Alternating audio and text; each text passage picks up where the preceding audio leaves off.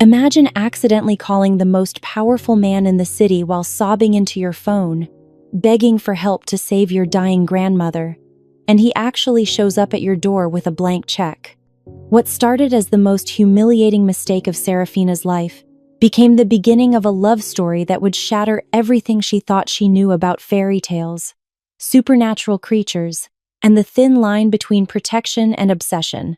The fluorescent lights of Moonbeam Diner buzz overhead like angry wasps, casting sickly shadows across the cracked vinyl booths that Serafina Caldwell has been wiping down for the past 6 hours. Her shift should have ended 2 hours ago.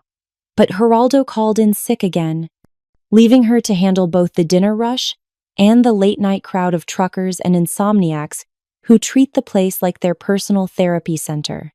"More coffee, hun?" she asks the grizzled man in booth 7, forcing a smile despite the ache in her feet and the growing knot of anxiety in her stomach. He grunts his approval, barely looking up from his newspaper. Serafina's phone buzzes against her hip. She glances at the screen and her heart plummets. St. Mary's Hospital. 3rd call in 2 hours. "I'll be right back," she tells Mickey, the night cook, before slipping into the storage room behind the kitchen. Her hands shake as she answers the call. "Miss Caldwell? This is Dr. Reyes from St. Mary's. We need to discuss your grandmother's treatment options immediately." The words wash over her like ice water. Experimental treatment. Last resort. 48 hours to decide.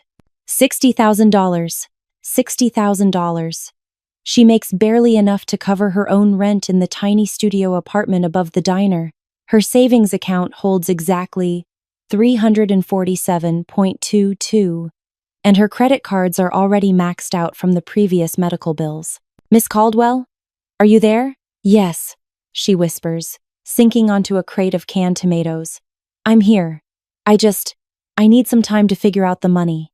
"Time is something Mrs. Caldwell doesn't have much of," Dr. Reyes says gently. "The procedure needs to happen within the next 48 hours. Or..." He doesn't finish the sentence. He doesn't need to. After hanging up, Serafina stares at her phone screen through blurry vision. Grandma Elena is the only family she has left, the woman who raised her after her parents died in that car crash when she was 12.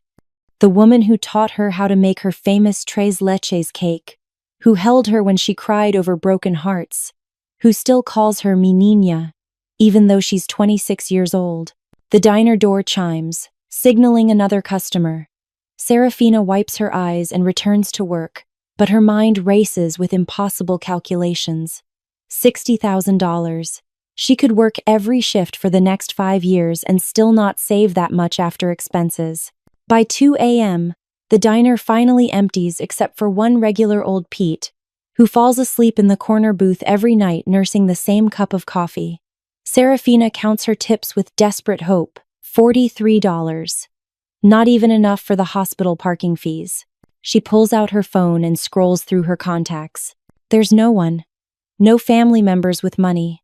No friends who could loan her anything close to that amount. Her finger hovers over her best friend Celeste's number, but she already knows what the answer will be. Celeste is a struggling artist who can barely afford ramen noodles. Tears blur her vision as she stares at the phone. This is it. This is how she loses the only person who ever truly loved her. Because she's just a nobody waitress who can't even afford to save her own grandmother's life. The weight of helplessness crashes over her, and suddenly she can't breathe. Her chest tightens, her hands shake, and the phone slips from her grasp, clattering to the floor. Serafina scrambles to pick up her phone, her vision blurred with tears of frustration and despair. The screen is cracked now, perfect. Another expense she can't afford. Through her panic, she notices the screen has somehow opened to her recent calls. Her finger trembles as she spots a name. Dr. Thorne, consultation. Dr. Matthias Thorne. The physician who'd given her his card 3 months ago when Grandma Elena first collapsed at the grocery store. He'd been kind, reassuring, and had told her to call if she ever needed anything. At the time, she'd thought it was just professional courtesy, but right now, in her desperation, his words echo like a lifeline. "Call if you need anything," she whispers to herself. Anything.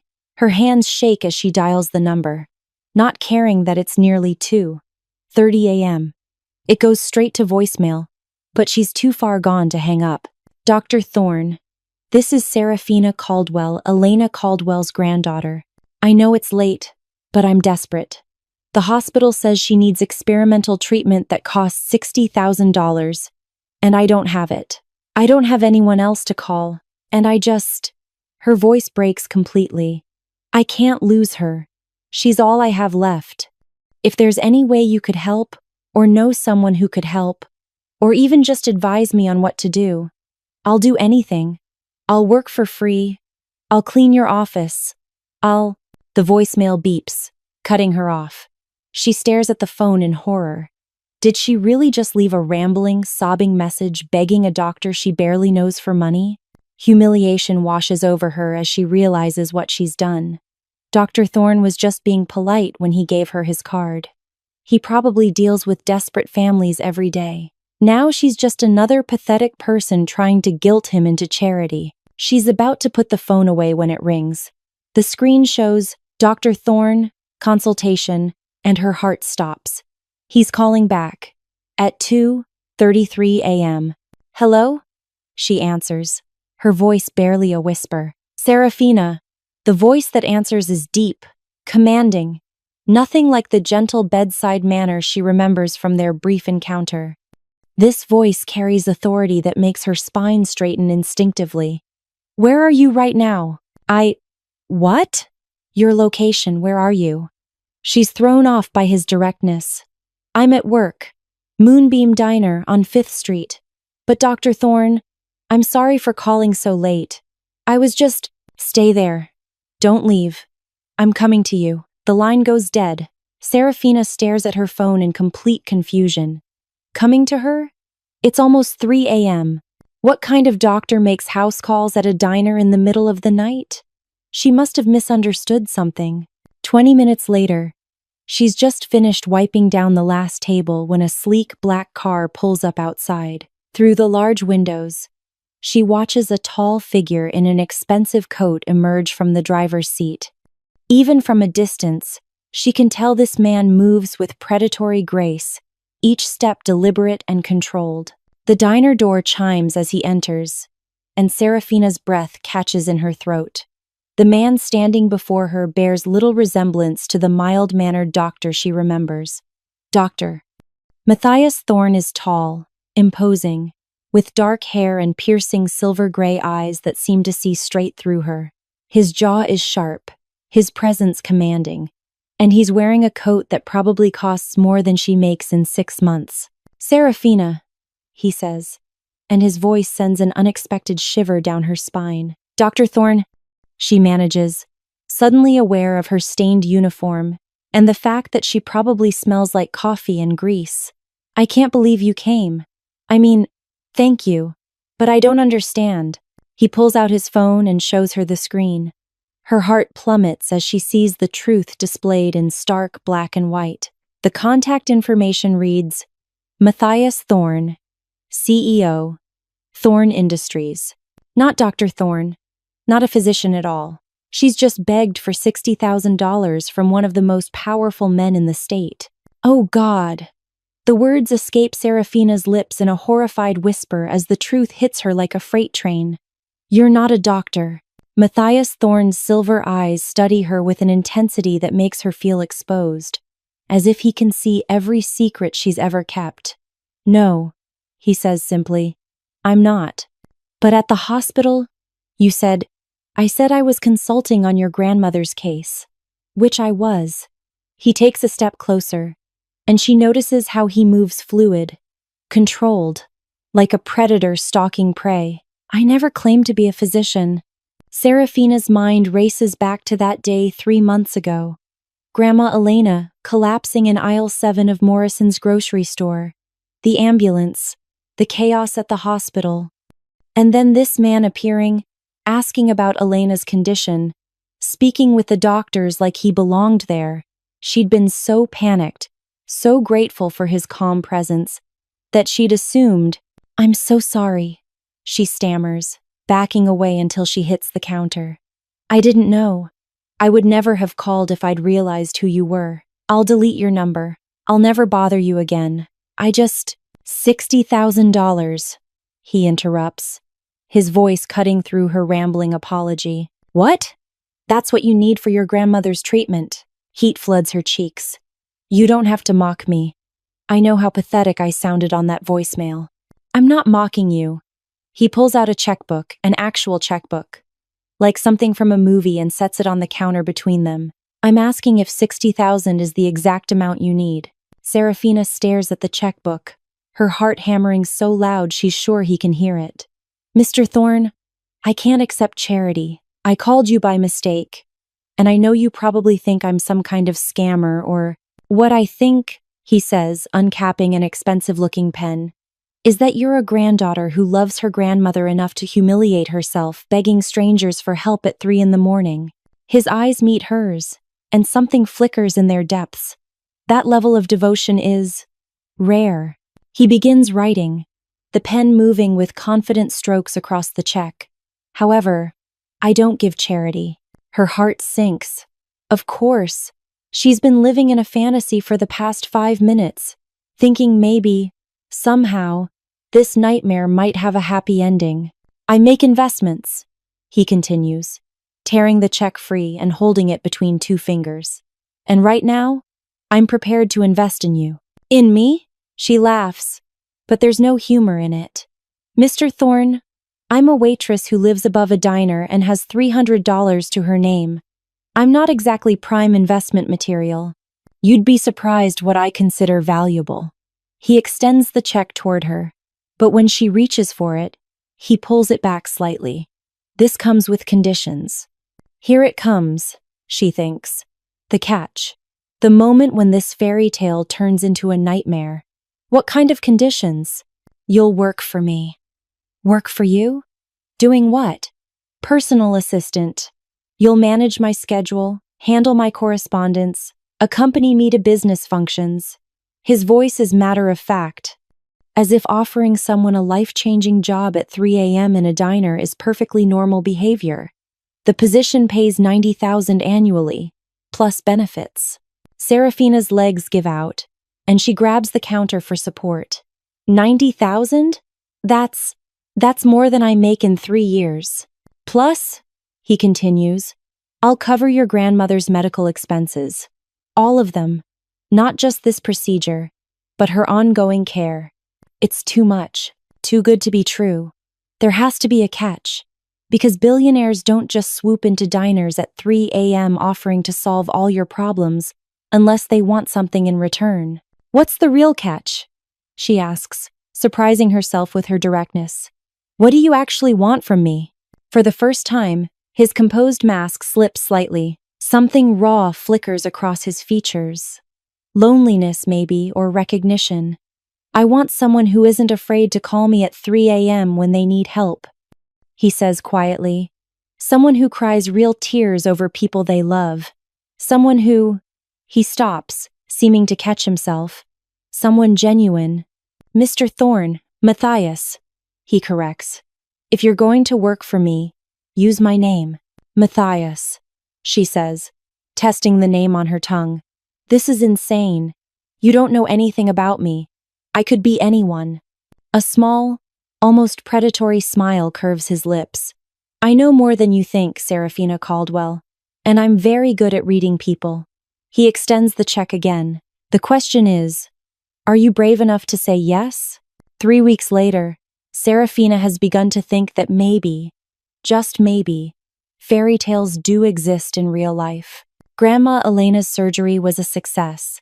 The experimental treatment worked, and she's recovering beautifully in a private room that overlooks the hospital's garden. The relief alone is worth every surreal moment of Serafina's new existence, and surreal is definitely the word for it. One day she's scraping gum off diner tables. The next she's sitting in a corner office on the 42nd floor of Thorne Tower, learning to manage the schedule of a man who apparently owns half the city. Matthias had been true to his word. The job is real, the pay is real, and so far, he's been nothing but professional. Almost too professional, actually. He treats her with polite courtesy, explains tasks with meticulous detail, and maintains exactly the right amount of distance. It's like he's determined to prove this arrangement is purely business, despite the bizarre circumstances that brought them together. Your 3 p.m. meeting with the Morrison Group has been moved to Thursday, Serafina informs him as she enters his office with his afternoon coffee. And your sister called. Something about a family dinner on Friday. Cancel the dinner, Matthias says without looking up from his computer. Tell Celeste I have a prior engagement. She seemed pretty insistent. Said something about it being important family business. His fingers pause over the keyboard, and she notices the slight tension that creeps into his shoulders whenever family is mentioned. Did she say anything else? Just that she misses you and wants to see her baby brother. Serafina sets the coffee on his desk, careful not to let their fingers brush. She's learned that Matthias has very specific boundaries about physical contact. No handshakes, no casual touches, always maintaining space between them. She assumes it's just his personality. Rich, powerful men probably don't like being touched by the help. I'm hardly a baby, he mutters, but there's something almost fond in his tone. How much younger are you than her? 2 years. He finally looks up, and she's struck again by how intense his silver gray eyes are. But she acts like it's 20. That's what big sisters do. Grandma Elena still treats me like I'm 12. The mention of her grandmother brings a smile to her face. Speaking of which, I was hoping to leave an hour early today to visit her. She's being released tomorrow, and I want to help her get settled. Of course. He nods, then hesitates. How is she adjusting to the new apartment? The new apartment. Another surreal addition to her life. When Matthias learned that Grandma Elena would need ongoing care, he'd quietly arranged for them to move into a spacious 2-bedroom place just blocks from the hospital. It's for convenience, he'd said when Serafina tried to protest. Easier access to medical care. As if billionaires regularly relocated their employees' grandmothers for convenience. She loves it, Serafina admits. Though she keeps asking how I can afford it. I've been vague about the details of my new job. Probably wise, Matthias says, returning to his computer. Most people wouldn't understand our arrangement. Their arrangement. It sounds so clinical when he puts it that way. But Serafina has started to wonder if there's more to it than either of them is admitting. She's caught him watching her sometimes, when he thinks she's not looking. And there was that moment last week when she'd reached for the same file as him, and their hands had almost touched. He jerked back like he'd been burned, and for just an instant, she'd seen something wild flash in his eyes. I'll finish the Morrison contracts before I leave, she says, heading for the door. Serafina, she turns back. Yes? Be careful walking to your car tonight. There have been some incidents in the area. What kind of incidents? His jaw tightens. Animal attacks. Large animals. The police are investigating. But until they catch whatever's responsible, I'd prefer you didn't go out alone after dark. Animal attacks. In downtown? That seems unlikely, but the concern in his voice is real. I'll be careful, she promises. That evening, Serafina is working late to finish the Morrison contracts when she hears it, a sound that doesn't belong in the sterile corporate environment of Thorn Tower. A low, rumbling growl coming from Matthias's office. She freezes at her desk, listening. Maybe it was just the air conditioning, or construction noise from the street below. But then she hears it again, followed by what sounds like furniture being overturned. Matthias? She calls out, moving toward his office door. Are you okay? Silence. Concern overriding caution. She pushes open the door and immediately wishes she hadn't. The office is in chaos. Papers scattered everywhere. A chair overturned. The smell of something wild and dangerous hanging in the air. And standing in the middle of it all, where Matthias should be, is the largest wolf she's ever seen. The creature is magnificent and terrifying silver-gray fur. Intelligent eyes. Easily the size of a small horse. It turns toward her, and those eyes are the exact same shade of silver gray as Matthias Thorne's. Oh my God, she whispers, stumbling backward. Oh my God, oh my God, oh my God. The wolf Matthias takes a step toward her, and she does the only thing her panicked brain can think of. She runs. Serafina doesn't sleep that night, or the next night, or the night after that. She's called in sick to work for 3 days straight, hiding in her new apartment with the curtains drawn, jumping at every sound. Every time she closes her eyes, she sees those silver-gray wolf eyes staring back at her. The rational part of her mind keeps insisting she imagined it all, stress hallucination, maybe, brought on by everything that's happened in the past month.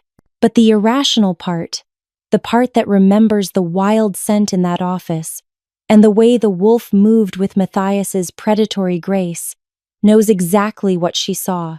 Her boss is a werewolf. On Thursday morning, her doorbell rings, then rings again, and again. Serafina, I know you're in there. Matthias's voice carries through the door, and she freezes in the middle of her living room. We need to talk. Go away, she calls back, hating how her voice shakes. I'm not leaving until you open this door. Then I hope you brought a comfortable chair. Silence. Then, unexpectedly, a low chuckle. I forgot how stubborn you are. Despite everything, his amusement coaxes a reluctant smile from her. It fades quickly as reality crashes back. You're a werewolf, Matthias. Yes, the simple admission hits her like a physical blow. Part of her was still hoping for denial, for some rational explanation that would make the world make sense again. Are you going to eat me? She asks, then immediately feels ridiculous for the question. If I wanted to hurt you, I would have done it by now. His voice is gentle, patient. Serafina, please, let me explain. Against her better judgment, she unlocks the door but keeps the chain latch in place, peering through the narrow gap. Matthias stands in the hallway looking haggard, his usually perfect appearance disheveled. His silver eyes are shadowed with exhaustion and something that might be worry. 5 minutes, she says. Then I'm calling the police. And telling them what? That your boss turns furry once a month. She removes the chain and opens the door fully, stepping back to let him enter. Is that what happens? Once a month? It's more complicated than that. He moves into her living room but doesn't sit, instead pacing like a caged animal. I'm an alpha, Serafina. I don't just turn into a wolf, I am a wolf just as much as I'm a man. An alpha.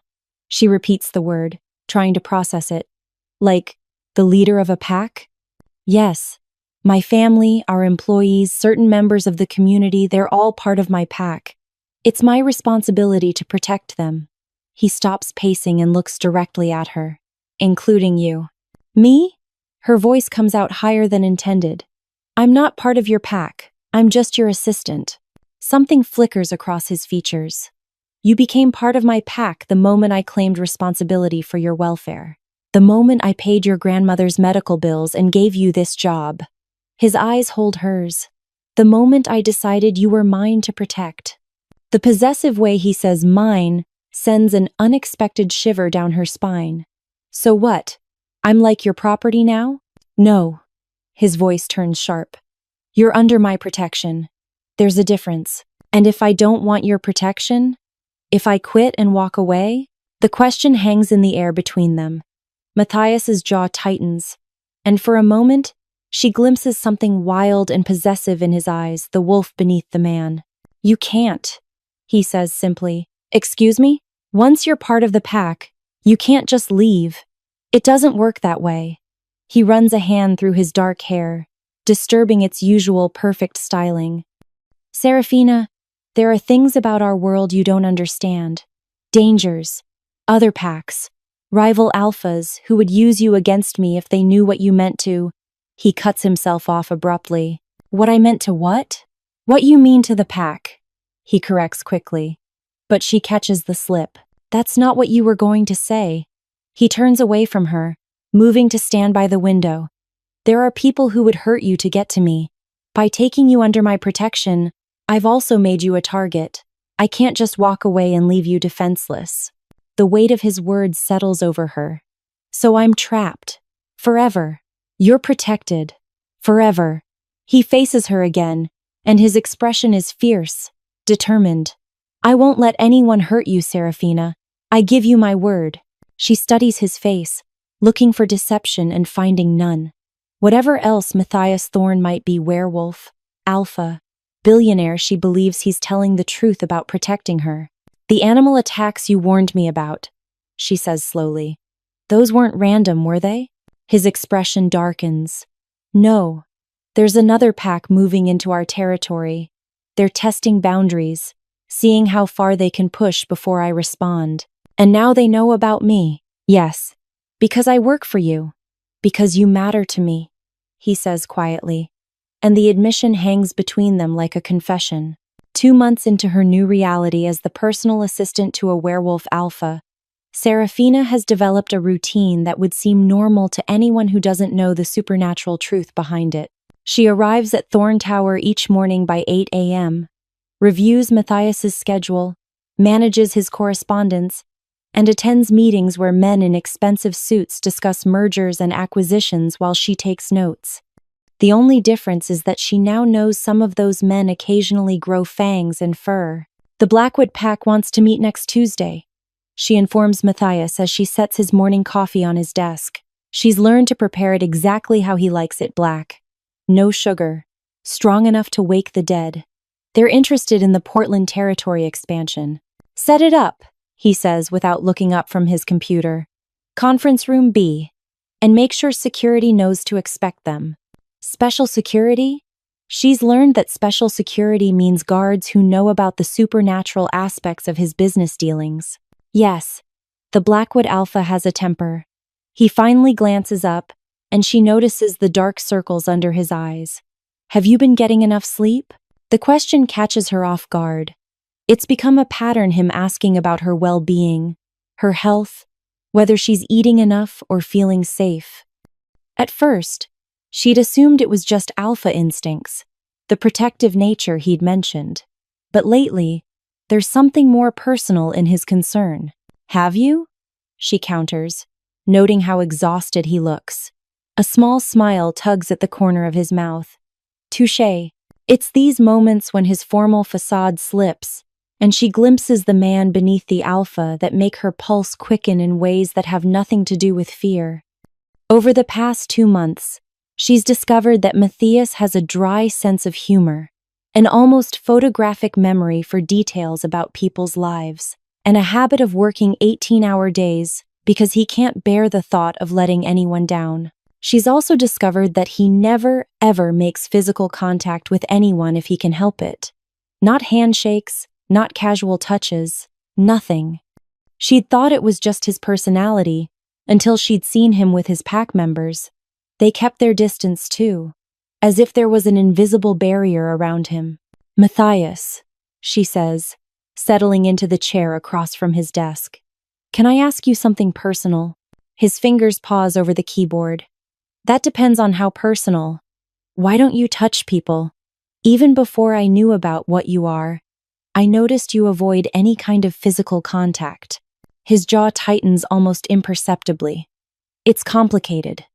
Most things about you are complicated. She leans forward. But I'm a pretty good listener. For a moment, she thinks he might actually open up.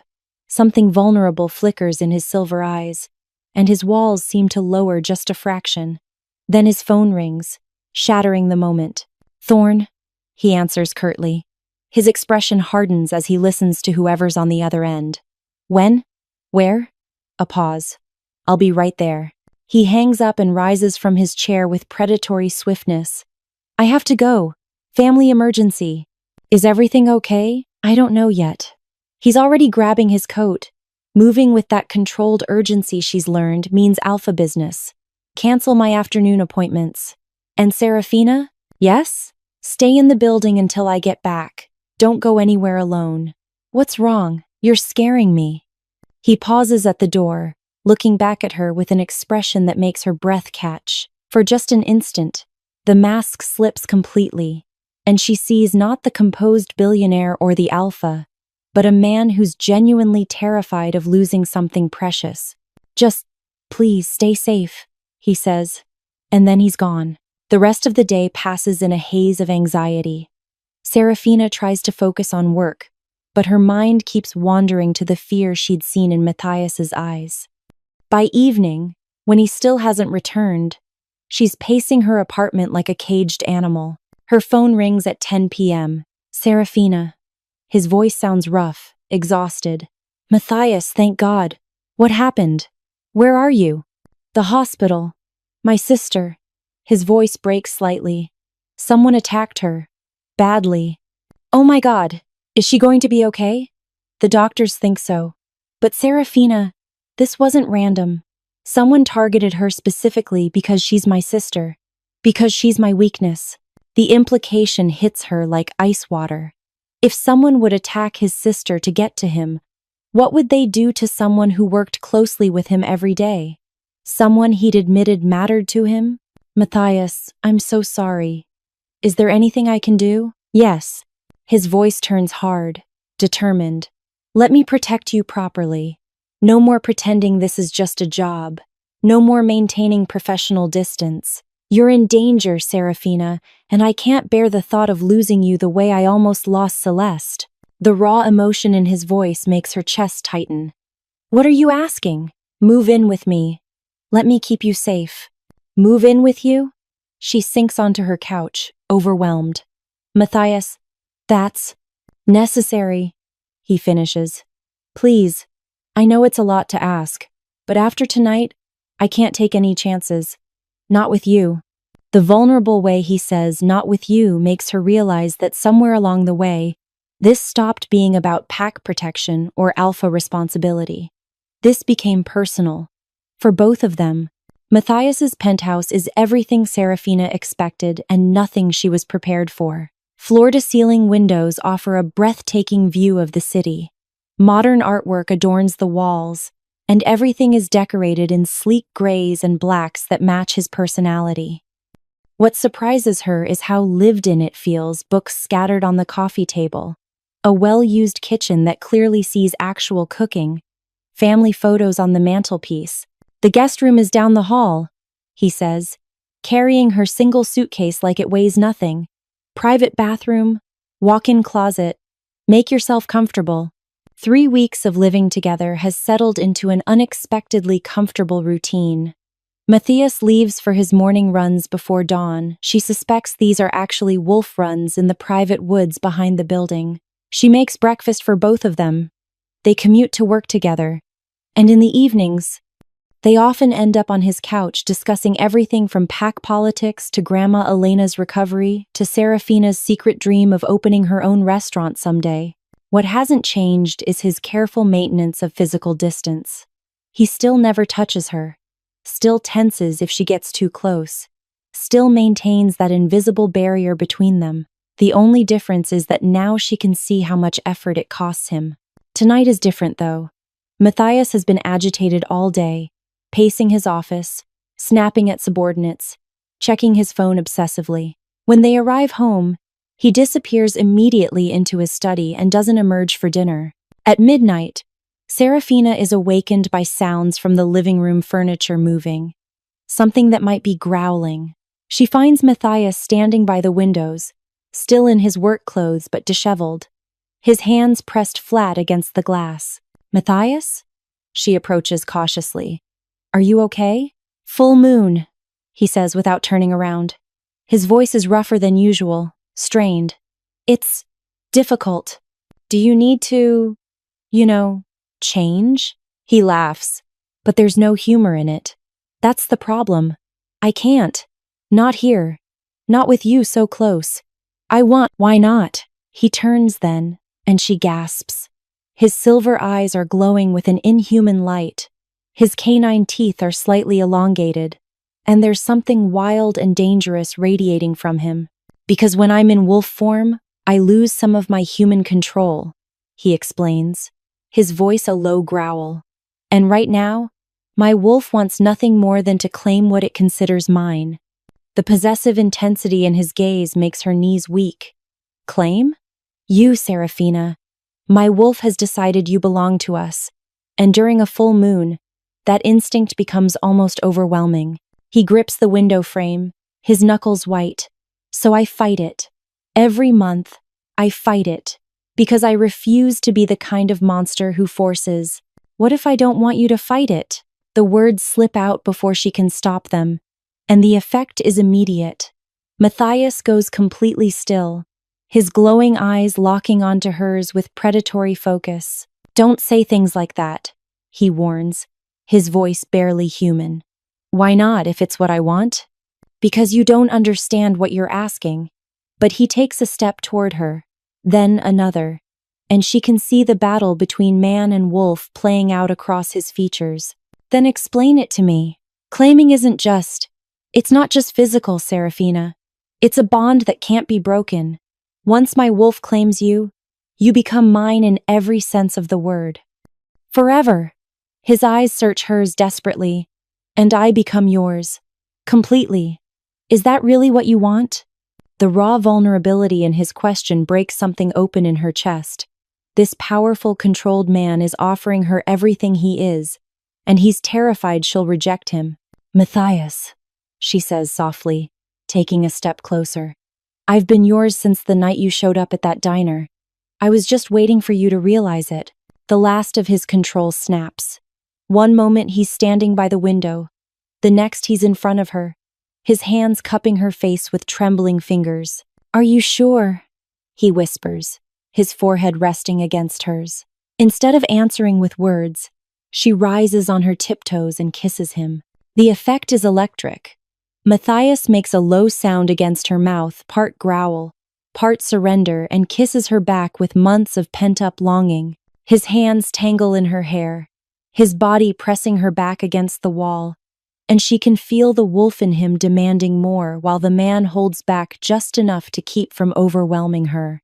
When they finally break apart, both breathing hard, his eyes are still glowing, but the wild desperation has been replaced by something warm and possessive and utterly devoted. Mine, he murmurs against her lips, and the word sends heat spiraling through her.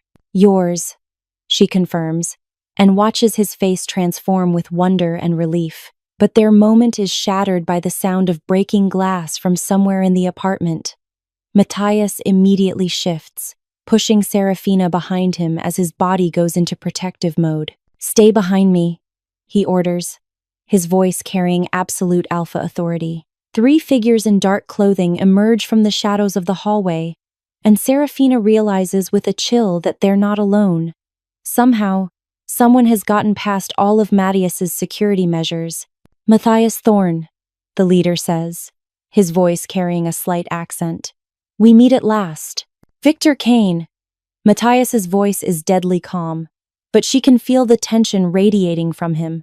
I should have known you'd be too cowardly to face me directly. Oh, but I am facing you directly, along with what belongs to you.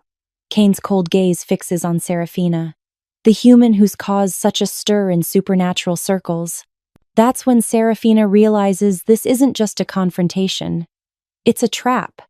And she's the bait. What happens next unfolds with terrifying speed. Kane's men move with inhuman swiftness, and Serafina realizes they're not entirely human either. Matthias shifts partially, his wolf characteristics becoming more pronounced as he prepares to defend her. But Kane holds up a small device that emits a high-pitched whine. Matthias staggers, pressing his hands to his ears, and Serafina watches in horror as he drops to his knees. Ultrasonic frequency, Kane explains casually. Quite painful for enhanced hearing. We've come prepared, Alpha Thorne. Let her go, Matthias growls through gritted teeth. Your fight is with me. Actually, our fight is with what you represent. The old ways. The idea that humans and our kind should coexist. Kane signals to his men, and before Serafina can react, they've grabbed her arms. You've made a mistake, Thorne. Getting emotionally involved with a human makes you weak. I'll kill you, Matthias snarls, struggling to rise despite the device's effect. Perhaps. But first, you'll have to choose. Kane's smile is cold, calculating. Save your human pet, or save your sister. Because right now, my associates are paying dear Celeste another visit in that lovely private hospital room. The color drains from Matthias's face. You're bluffing. Kane holds up his phone, and Celeste's terrified voice fills the room. Matthias? They're here. I can't. The call cuts off. 30 minutes, Kane says, checking his watch. You can try to save both, but you'll fail. Choose wisely, Alpha. Your sister, who shares your blood, or the human who shares your bed. The device's whine stops, and Matthias immediately lunges forward. But Kane's men are already dragging Serafina toward the balcony. She sees something that makes her blood run cold. They have repelling equipment. They're going to take her over the side of the building. Matthias! She screams, struggling against their grip. His silver eyes meet hers, and she sees the agony of his choice written across his face. She can see him calculating distances, timing, possibilities, and coming up with the same answer every time. He can't save both. Go, she tells him, the words tearing from her throat. Save Celeste. She's your family. Serafina, no, she needs you more than I do. She lies, even as her heart breaks. Go! The last thing she sees before they drag her over the balcony is Matthias's devastated expression as he makes the choice that will haunt them both. He turns and runs toward the door, toward his sister, away from her. The next few hours blur together in a nightmare of abandoned warehouses and cold concrete. Kane's people are professionals. They keep her restrained but unharmed, clearly understanding that her value lies in being alive and intact. She doesn't try to escape. She knows she wouldn't get far. And besides, she's hoping that her compliance might buy Matthias time to save Celeste and come for her. But as the hours stretch on, doubt creeps in. Maybe he won't come. Maybe he's realized that choosing her over his sister was the wrong call. That an alpha's responsibility is to his pack first. Always. Dawn is breaking when she hears the sounds of a fight outside the warehouse. Growls, snarls, the sounds of violence echoing through the walls. Her captors exchange nervous glances, and Kane himself appears, looking less composed than before. Your boyfriend is quite resourceful, he tells her, but there's tension in his voice, more resourceful than I anticipated. The warehouse doors explode inward, hanging off their hinges, and Matthias stands in the opening in full alpha mode. His eyes glow silver, his partially shifted form radiating deadly intent, and behind him stand at least a dozen other werewolves, his pack. She realizes. Let her go, he snarls, and the command carries such authority that one of Kane's men actually takes a step towards Serafina before catching himself. I don't think so, Kane replies, but she can hear the uncertainty creeping into his voice.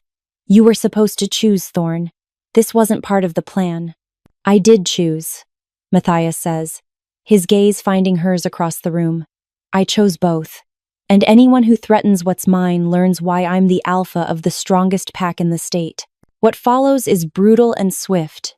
Matthias's pack moves with coordinated precision, and within minutes, Kane's people are either down or fleeing. Kane himself tries to use Serafina as a human shield, but she's learned a few things about being around supernatural predators. She drops to the floor the moment Matthias's eyes flash, giving him a clear path to his target. When it's over, Matthias kneels beside her, his hands shaking as he cuts through her restraints. Are you hurt? His voice is rough with emotion and exhaustion. No, I'm okay. How's Celeste? Safe. The whole thing was a distraction. They never actually got to her. His arms come around her, pulling her against his chest, and she can feel him trembling. I'm so sorry, Serafina. I should never have left you. You made the right choice, she whispers against his neck. No, I made the only choice I could live with, and that was keeping you both safe. He pulls back to look at her, his silver eyes intense.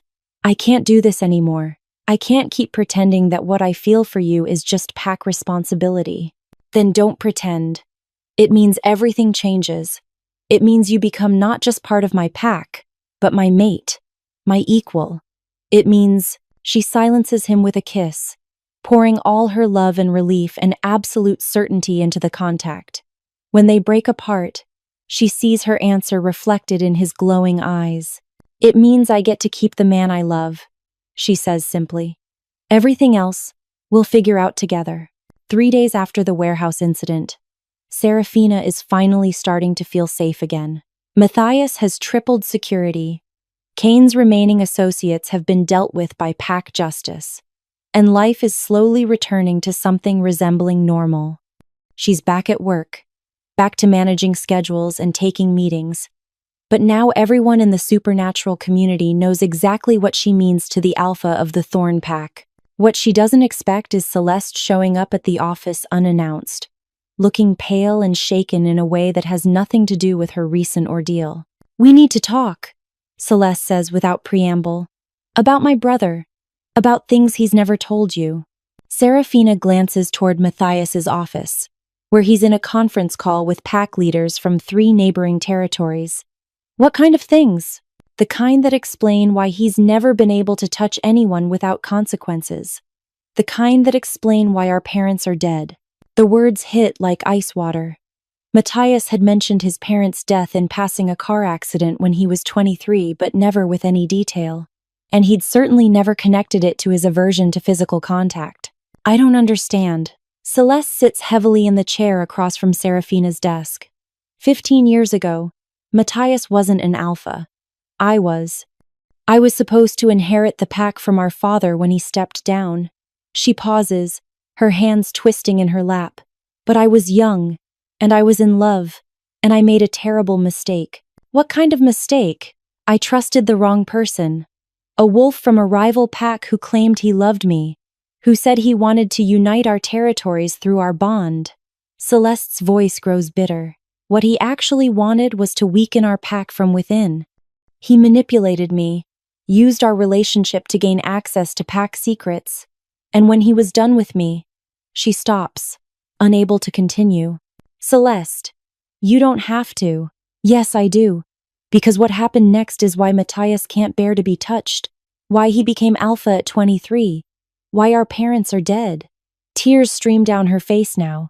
"When I finally realized what Marcus was doing, I confronted him. He laughed at me, told me how easy I'd been to manipulate, how pathetic it was that I'd believed he could ever love someone like me." Serafina's heart aches for the pain in Celeste's voice, but she's starting to understand the shape of this story, and it terrifies her. "I was so humiliated, so angry. I challenged him to a dominance fight, even though I wasn't strong enough, even though I knew I'd lose." Celeste wipes her eyes with shaking hands. "Matthias tried to stop me. He begged me not to do it, said he'd handle Marcus himself, but I was too proud to listen. So he made a choice." "What choice?" "He took my place in the challenge circle. But there was a condition: if he lost, Marcus would get not just me, but the entire pack. Everything." Celeste meets Serafina's eyes. "Our parents tried to stop him. They got in the car to drive to the challenge site, to find some way to intervene. They never made it. Marcus had arranged for them to have an accident en route." Horror washes over Serafina as the pieces fall into place. So, Matthias had to fight Marcus alone, with no backup, no family support, and the weight of the entire pack on his shoulders. He was so young, Serafina, and he was facing an alpha who'd been planning this takeover for years. Celeste's voice breaks completely. "But he won. Barely. He killed Marcus in single combat and saved us all." "Then why?" "Because the fight broke something in him. The guilt over our parents' death. The responsibility that was thrust on him. The knowledge that his own sister's stupidity had cost so much." Celeste stands, pacing to the window. "And Marcus had cursed him before he died. A spite curse, meant to ensure that Matthias would never know the kind of love that had made me so vulnerable." Serafina's blood runs cold. "What kind of curse?" "Anytime Matthias feels strong emotion, love, desire, deep affection while touching someone, he loses control of his wolf. Completely. The animal takes over, and there's no guarantee he'll ever find his way back to human form." The office falls silent except for the hum of air conditioning. Serafina thinks about all the times Matthias has pulled away from casual contact, his careful maintenance of distance, the way he'd tensed when she'd tried to comfort him. "But he's touched me. she says slowly. When he rescued me from the warehouse, when we kissed.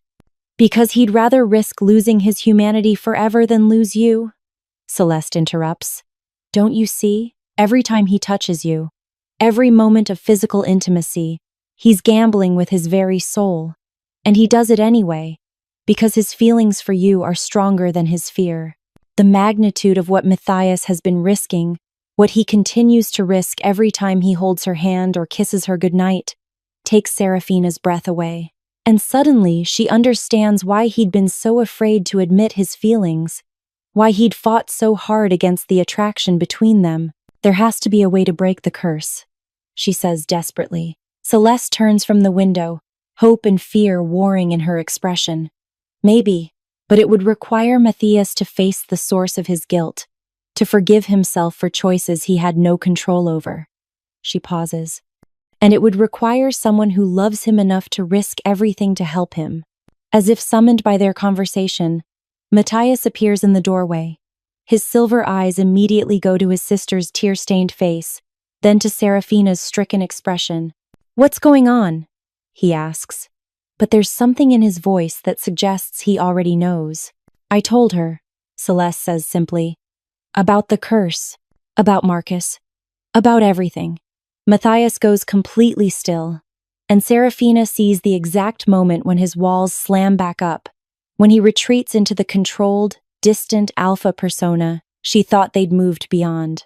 You had no right, he says quietly, but the words carry the weight of absolute authority. She deserves to know what loving you could cost her, Celeste responds, not backing down despite the alpha command in his voice. Matthias's gaze finds Serafina's, and she sees the fear there, the certainty that now she knows the truth. She'll leave him. Instead, she stands and crosses to him, taking his hands in hers despite the way he tenses. Every time? She asks softly. Every time you touch me, you risk losing yourself forever? He nods, unable to speak. Then we'll just have to break this curse, she says with determination that surprises them both. Because I'm not giving up the man I love without a fight. Breaking a 15-year-old spite curse turns out to be significantly more complicated than Serafina anticipated. According to Celeste's research, the curse can only be broken by confronting its source, not just the magic itself, but the guilt and self-blame that allows it to maintain its hold. You have to forgive yourself, Celeste explains to Matthias during a tense family meeting in his penthouse.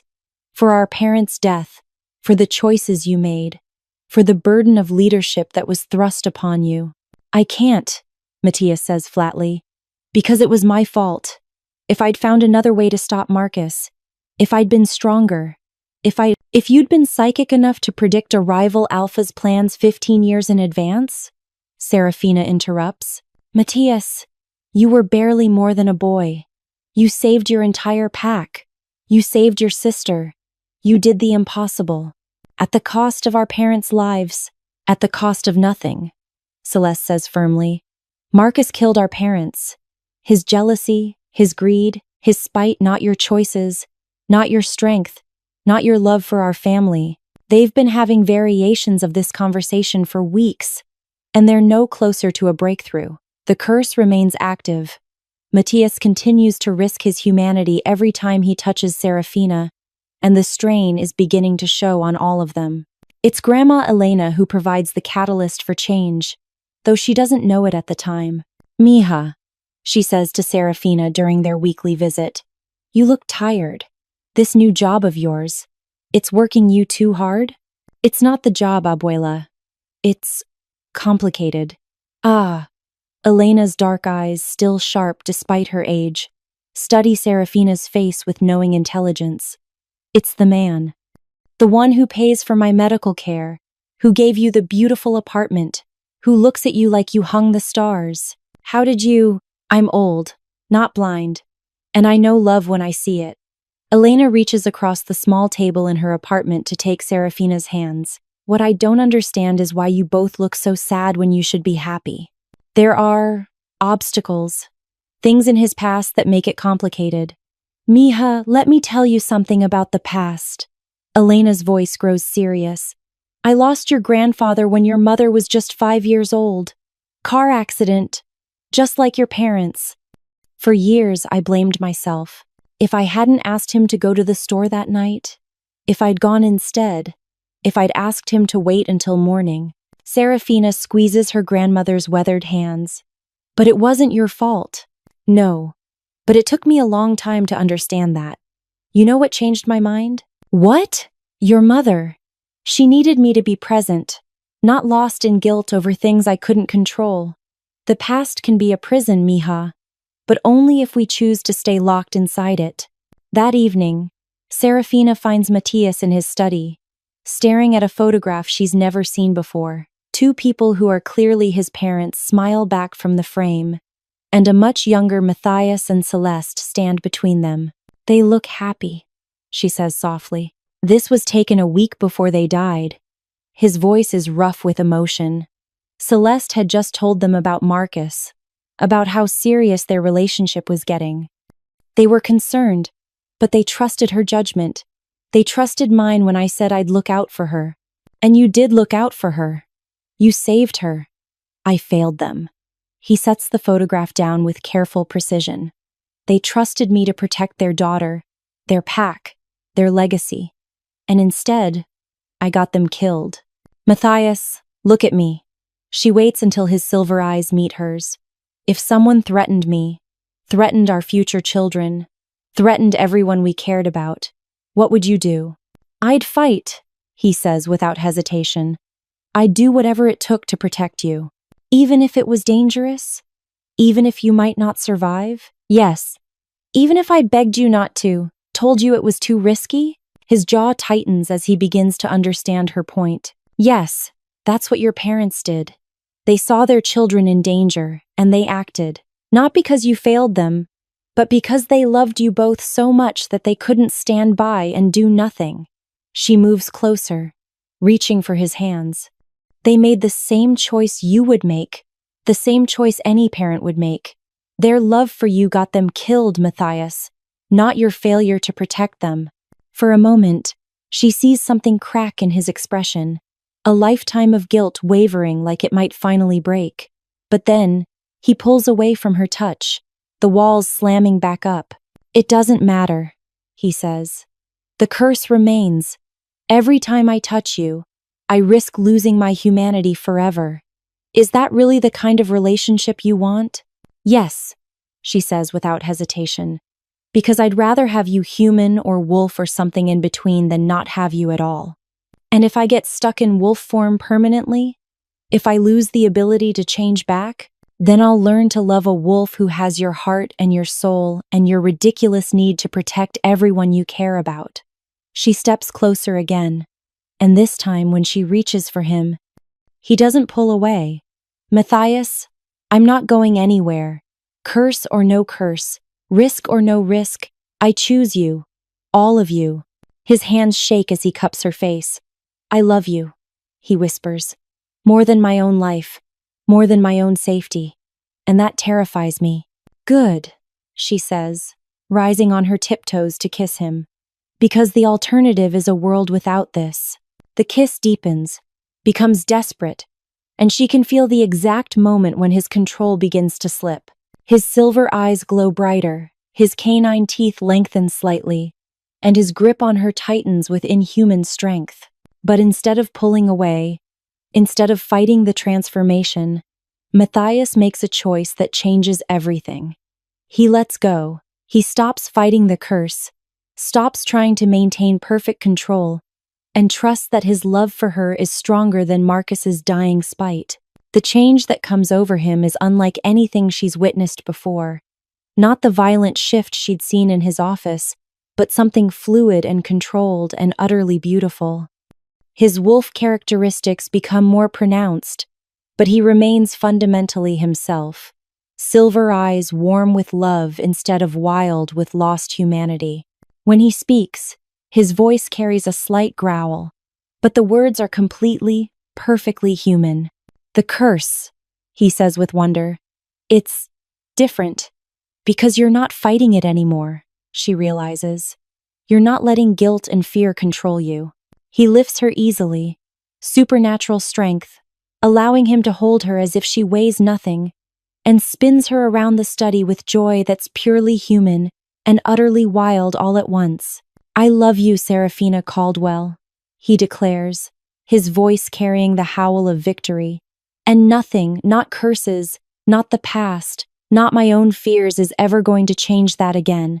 6 months later, Serafina stands in the kitchen of the restaurant she never dared dream she could own, watching the evening prep through the service window. Moonbeam Bistro occupies the ground floor of a renovated brownstone in the Arts District, and in just 3 months since opening, it's become the place to eat in the city. "Order up," calls Miguel, her head chef sliding 2 plates across the pass. "Table 7, the braised short ribs and the seafood risotto." "On it!" Serafina grabs the plates with practiced ease, muscle memory from her waitressing days, making her movements fluid and confident. The fact that she now owns the restaurant instead of just working in it still feels surreal sometimes. The evening rush is just starting, and she's in her element, greeting customers, managing staff, ensuring every detail meets her exacting standards. This is her domain now, her dream made real through a combination of her own determination and the unwavering support of a certain alpha billionaire. Speaking of which, Matthias appears in the doorway to the private dining room, looking devastatingly handsome in his charcoal suit. He's been entertaining potential investors for a new Pack territory acquisition, but his silver eyes find her immediately across the crowded restaurant. "How's it going?" she asks when she makes her way over to him during a brief lull. "Boring," he admits, his hand finding hers and threading their fingers together. "I'd rather be out here watching you work." The casual touch still sends warmth through her, but it's no longer tinged with fear or the risk of losing control. The curse hasn't disappeared entirely, it's transformed into something manageable, something that adds an edge of wildness to their relationship without threatening to destroy it. Matthias can shift partially when his emotions run high, but he never loses his human consciousness, never forgets who he is or what matters to him. "Mrs. Thorne," Miguel calls from the kitchen, grinning at the title that still makes her heart skip. "Your grandmother's table is asking for you." Mrs. Thorne is technically accurate now, though the wedding ceremony 6 weeks ago was unlike anything she could have imagined. Pack weddings apparently involve a lot more howling and significantly more raw meat than traditional human ceremonies, but the look in Matthias's eyes when she'd said, "I do," made every surreal moment worth it. She finds Grandma Elena holding court at her usual corner table, entertaining Celeste and several Pack members with stories from her youth. Elena has taken to supernatural society with surprising ease, treating werewolves with the same no-nonsense affection she shows everyone else. "Mija," Elena calls, pulling Serafina down for a kiss on the cheek. "Celeste was just telling us about the new community center. It's going to be beautiful," Celeste says, her eyes bright with enthusiasm.